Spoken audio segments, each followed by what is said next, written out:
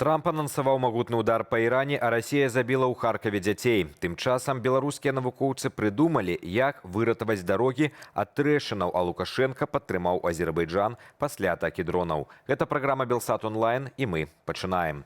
Разам з вясновым пацяпленнем на беларускія дарогі прыйшлі маштабныя правяранні. З 6 до 9 сакавіка ДАІ праводзяць рэспубліканскія спецмерапрыемствы «Фільтр» і «Павуціна». Інспектары перакрыюць дарогі па ўсёй краіне. Галоўная мэта – спыніць п'яных кіроўцаў і бяспраўнікаў. У рэгіёны з самай складанай абстаноўкай накіравалі спецпадраздзялення «Страла». Куды менавіта паехалі элітныя экіпажы, муз трымае ў сакрэце. ДАІ заклікае кіроўцаў да цвярозасці і адказнасці, каб святочныя выходныя не скончыліся пратаколам. Авіакампанія «Fly Dubai» 5 і 6 сакавіка здзейсніла рэйсы па вывазе беларускіх турыстаў з ААЭ. Ляцець прапанавалі ў Маскву ці Казань. Пра рэйсы ў Менск гаворкі не ідзе. Спецыяльныя эвакуацыйныя барты ў Беларусь не запланаваныя, паведамляе Рэспубліканскі саюз турыстычных арганізацыяў.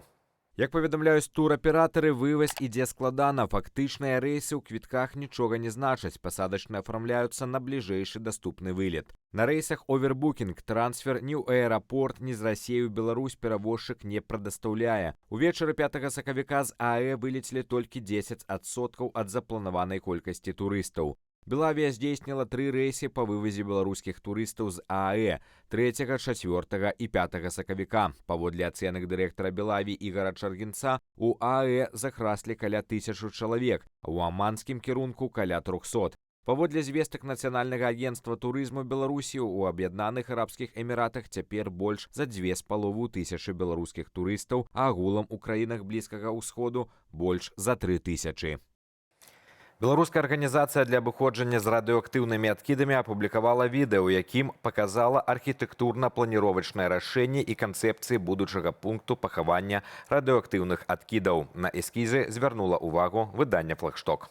Канчатковая пляцоўка яшчэ не абрана, але ў спісе асноўных прэтэндэнтаў 3 рэгіёны. Вёска Новасёлкі пад Хойнікамі каля ўкраінскай мяжы, Сціслаўскі раён на Магілёўшчыне або тэрыторыя непасрэдна каля Астравецкай АЭС. Паводле незалежных крыніцаў, менавіта астравецкі варыянт за 22 кіламетры ад Літвы цяпер разглядаецца як прыярытэтны. Могільнік прызначаны для адкідаў 3 і 4 класаў. Гэта забруджаныя фільтры, спецадзенне і інструменты. На будаўніцтва плануюць выдаткаваць каля 940 мільёнаў рублёў. Першую чэргу аб'екту павінна ўвесці ў эксплуатацыю да 2030 года, што азначае пачатак працаў ужо ў бліжэйшы год-два. Нягледзячы на прыгожыя эскізы, базавыя параметры праекту застаюцца закрытымі. Невядома, ці будуць адкіды захоўвацца на глыбіні і хто менавіта будзе абслугоўваць гэты маштабны аб'ект. Працаўнікі Белдар НДІ, як яны самі сцвярджаюць, распрацавалі унікальную дабаўку да бетону, якая можа назаўжды змяніць стан нашых дарог. Гэтае спецыяльнае рэчыва робіць матэрыял мацнейшым за стандартны амаль у 1,5 разу, што дазволіць дарогам вытрымліваць каласальныя нагрузкі. Новы бетон адпавядае марцы М1000. Звычайна такі выкарыстоўваюць для будаўніцтва хмарачосаў ці бункераў. Пры гэтым навукоўцам удалося скараціць расход цэменту. Гэта значыць, што дарогі стануць не толькі больш трывалымі да маразоў і вільгаці, але і таннейшымі ў вытворчасці. У перспектыве гэта дапаможа забыцца на вечныя расколіны і няспынны ямачны рамонт. Між тым, толькі ў гэтым годзе дарожнікі плануюць залатаць больш за 1000 кіламетраў швоў, а асноўныя трасы краіны паабяцалі давесці да ладу да 9 траўня. На онлайн-паседжанні адміністратыўнай рады Еўрапейскай канфедэрацыі валейболу, якое адбылося 3 сакавіка, было пацверджана, што юніёрскія спартоўцы з беларускімі і расійскімі пашпартамі змогуць прыняць удзел у міжнародных моладзевых спаборніцтвах. Беларускім юніёрскім спартоўцам дазволілі удзельнічаць у міжнародных спаборніцтвах пад дзяржаўным сцягам і з выкарыстаннем гімну.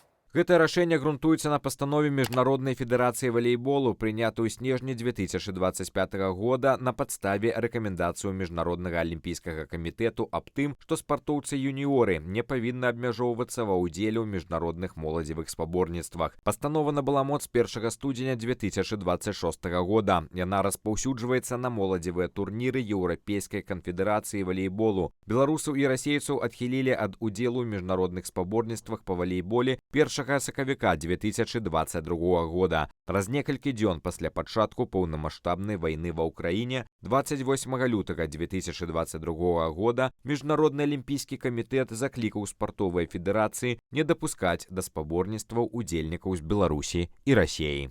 Міністэрства замежных справаў Азербайджану выказала падзяку Беларусі за падтрыманне пасля удараў іранскіх беспілотнікаў. Дзяржаўны чырвона-зялёны сцяг быў уключаны ў спецыяльную інфаграфіку сярод ключавых міжнародных партнёраў Баку. Агулам у паведамленні адзначана 40 краін і 6 міжнародных арганізацый, якія падтрымалі суверэнітэт Азербайджану. Цікава, што расійскага сцягу ў гэтым спісе няма. Затое прысутнічае армянскі. Вядома, што 6 сакавіка з азербайджанскімі калегамі правялі перамовы міністр замежных справаў Беларусі Максім Рыжанкоў і прэм'ер-міністр Александр Турчын. Азербайджанскі бок высока ацаніў гэтую салідарнасць у складаны для краіны перыяд.